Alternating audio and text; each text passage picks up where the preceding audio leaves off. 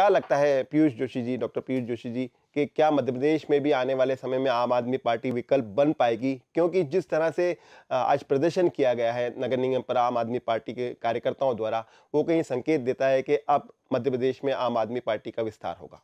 देखिए, आम आदमी पार्टी के निर्माण की ज़रूरत क्यों पड़ी?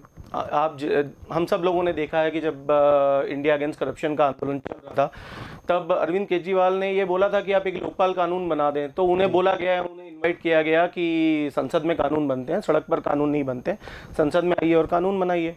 यदि ऐसा होता, मैं एक चिकित्सक हूँ पेशे से, आज यदि ये दोनों जो प्रमुख दल हैं वो अपना काम कर रहे होते, जैसे जलकर बढ़ाया, जैसे कच्चा शुल्क बढ़ाया, सीवरेज शुल्क एक एडिशनल डाल दिया था, लिटरली 2 गुना लगान दे दिया। वो अंग्रेज कप्तान की याद दिलाता है, हमने हमारे ज्ञापन में भी लिखा कि आज से तुमको 2 गुना लगान देना पड़ेगा।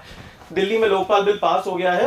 आज एक बार सरकार आके चली गई, पर जिस मुद्दे पर अरविंद केजरीवाल जी सूरी जी, मैंने आपको टोका नहीं था, मैं आपसे वही बात रख लेंगे, सभ्यता की उम्मीद करता हूँ, क्योंकि फिर अपन दोनों ही किसी को बोलने नहीं दे पाएंगे तो मजा नहीं आएगा। डाला कि जिस मुद्दे से राजनीति की शुरुआत की, उसी मुद्दे को वो भूल गए। आपको करेक्ट कर देता हूँ मैं, बीच में बात भाजपा पर भी लागू होती है और कांग्रेस पर भी लागू होती है। ये सारे मामले जो कांग्रेस, ये बात मैं इनको करेक्ट कर देता हूँ। दिल्ली में क्योंकि आधी अधूरी सरकार है और मोदी जी और डर रहे हैं अरविंद केजरीवाल से, इस वजह से उन्होंने और कट कर दिया है। ठीक है ना, अधिकारों को, एलजी को ज्यादा अधिकार दे दिए। लोकपाल बिल दिल्ली की विधानसभा में बहुमत से पहले जो शुरुआती सरकार थी उसी में पास हो गया था। ये बात मैं आपको बिल्कुल याद दिला दूं। अभी इंडियन पार्लियामेंट में और दिल्ली सरकार के लेवल पे रुका हुआ। तो पहली बात तो आपकी यहाँ ये गलत हो गई।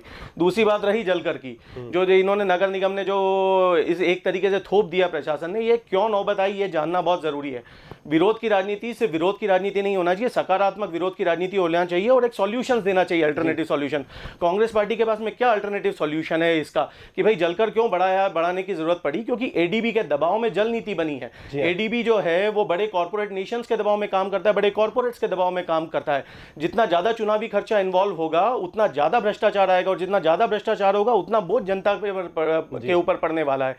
नगर निगम अपने ऑफिशियल डॉक्यूमेंट में बोलता है कि हम इंदौर शहर की सिर्फ 46% जनता को जल प्रदाय करते हैं, सिर्फ 46% जनता को। तो बाकी 54% जनता क्या प्यासी मरे?